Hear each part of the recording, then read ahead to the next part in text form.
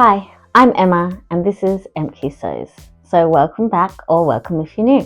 In today's video, I'm going to be sharing the fabrics that I've pulled out of my stash to be on my Fabric Wheel of Fate this series. So this will be my second time joining in with Carole from Carole's Fabric Wheel of Fate. There's a number of YouTubers that join in with Carole's Fabric Wheel of Fate. So if you enjoy my video, head over and watch one of Carole's videos, which I've got linked down in the description. You can find all the other channels participating on her video.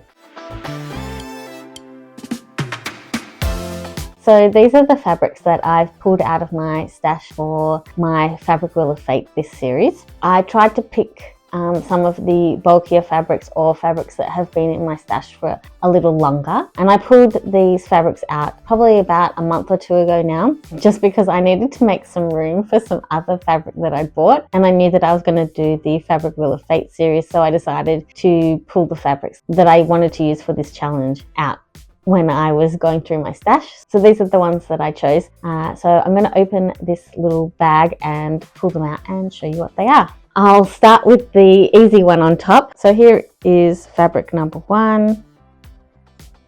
This is a cotton fabric that I was given by my mother-in-law's friend when she was downsizing her stash. I just written it down. I have just over half a meter of this fabric, so not much, but I would like to get it used up. So that's fabric number one. This one could be next. It is some sort of a knit. It does have some stretch there. It's also a broderie on glaze. I don't know that I've seen a broderie on glaze in a stretch fabric before, but it has stretch that way and a tiny bit of mechanical stretch that way. I picked this one up from the swaps table at the July meeting in 2025 of the Australian Sewing Guild. So I picked this one up then. It's not really my color, so I'm not sure what to make with it.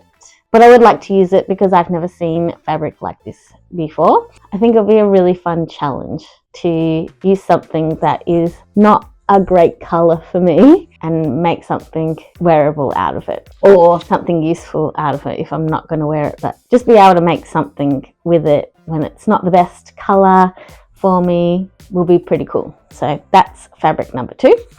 The next one is this floral fabric. This is, I think, a poly cotton, but I'm not 100% sure because I also picked this one up from the swaps table at the Australian Sewing Guild. I didn't write down when I picked it up, so it could be in any time last year or the year before. So I'm not sure, but that is another one that I would like to get made up. It's a much better color for me. Yeah, I'm not sure what I'm going to make, but I'd like to get that one made up. I think this fabric has been in my stash the longest out of all of the fabrics I'm sharing with you today. This fabric I picked up in 2003 from an op shop. So yeah, it's been a long time, but this fabric looks like paint strokes. Pretty cool fabric. It's a crepe, and I did buy the same exact fabric from Spotlight before I bought this one from the op shop. I bought it from the op shop because I knew I liked the fabric that I'd already bought at Spotlight, and it was a lot cheaper from the op shop.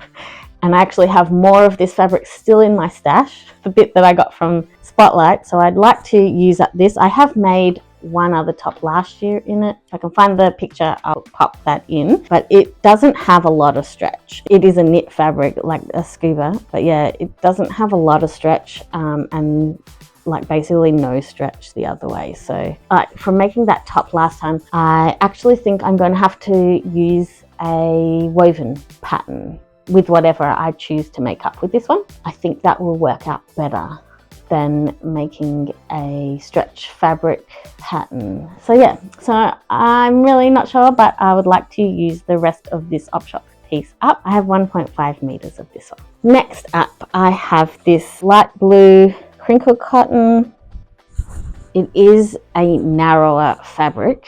I'm not sure how much I have of it, and I did pick this one up again at the Australian Sewing Guild. I picked this one up in June 2025. Hopefully that becomes something new as well, and it's cotton, so that should be good.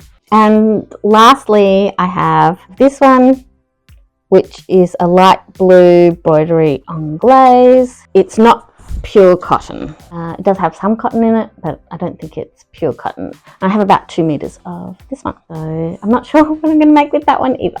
I've never actually made anything with embroidery on glaze before, so should be interesting. That is my last fabric on my fabric wheel of fate. All the fabrics that I chose with the hopes that they were sort of summer or autumn weight, because I'm going to be making them all up during the rest of our summer and early autumn. Yeah, so I tried to make sure that they were that sort of weight fabric when choosing which ones I was going to pull out of my stash. And as you can see, they were a variety of different types of fabrics. There's different amounts of each of the fabrics, so hopefully I can come up with some good ideas of what to make with each one when they come up on the wheel. If you have any ideas of what you think I should make with each of the fabrics, I'd love to know what your ideas are, so let me know down in the comments. But it's that time, so I'm going to spin the wheel and come back.